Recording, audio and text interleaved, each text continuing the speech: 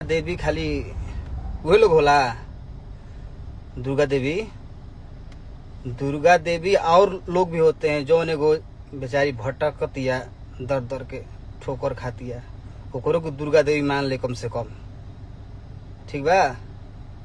वो दुर्गा देवी ओकरा के मान, आ जौन हव एगो रहे तोनी के ओकरा से का कैलसन का ना कैलसन लोग छिपल बरे आइल बसन सब जब बदकुचन करतसन आ झूठा ख्वाब लेके सांसद के घूमत रहसन, हे रास्ता से हो रास्ता, हो रास्ता से हे रास्ता। तो का भइल? आ दूसरा है चोरो रास्ता से आके कौन तो पद पर आइल बसन, कौन पद है बताओ सन, कौन पद लेके आइल बसन? वो से अच्छा हमारा गाँव के यंत्र वार्ड है सरवनावा, ओकरे के लोग चिन्हत होई अच्छा से। आ तोनी के आके जब करत सन अलरगर बलरगर उल्टा पुल्टा बोलत रे, तो ओकरो के समझा दिए जो झूठा ख्वाब के लेके चलता ना सांसद के।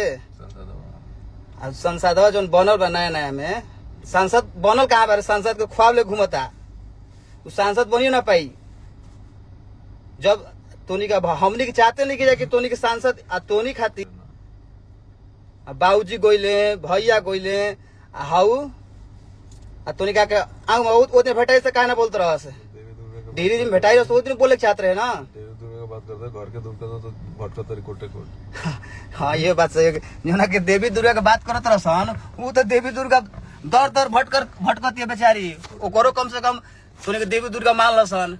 तो एगो औरत देवी दुर्गा ना होली, सब औरत देवी दुर्गा है हमनी के नजर में। हमनी कबो ऐसा जीवन में नहीं काम कैले। और संसदवा जो कहता है संसदवा संसद न ढेर लोग बा, हमनी भी और सांसद के अब काश कहीं लाइव में तो कुछ बोलना पाई बिना चुनाव के ना ये सब नहीं के बोले के भाई ना। अब हमनी के कोई की इज्जत करने जाए, कोई के सम्मान करने जाए, मतलब ये थोड़ा नहीं कि हमनी कुछ नहीं के बोले आवत। भगवान हमनी को दूगो आंख, दूगो मुंह, दूगो मुंह कहते, एगो मुंह दिले भगवान, दूगो हाथ दिले बना, ठीक बा ना। अरे संसदवा अरे संसदवा आओ, कहाँ बड़े? ये अब ये लैंग्वेज रही आई जीवन में। हम कबो कुछ नहीं ओकर पैर छुले ना ओकर जरूरत बा हमरा, ठीक बा। चोरवा का रास्ता जाके हो बनता कौन तो पद ले बस तो बुझाता कि हम बहुत बड़का हो गई नी जीवन में ना। बैनर मुंह लेके घूमा तरसन एने से ओने, एने से ओने।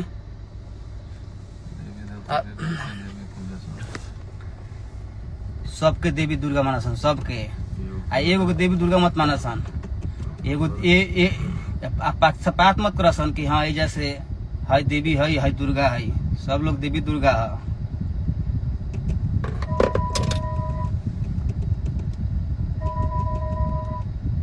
आपकी भी ना, आपकी भी तोनी के हम समझाइए दे। आपकी भी हम बानी वही माहौल में, जितना तोनी के आवे के बाद लाइव आवसन आ जितना ही बसन तोनी के एक एक करके तोनी के सबनी हम तोनी के जवाब नहीं देवे के, सॉरी तोनी जवाब नहीं जवाब देगा तोर संसदवा के।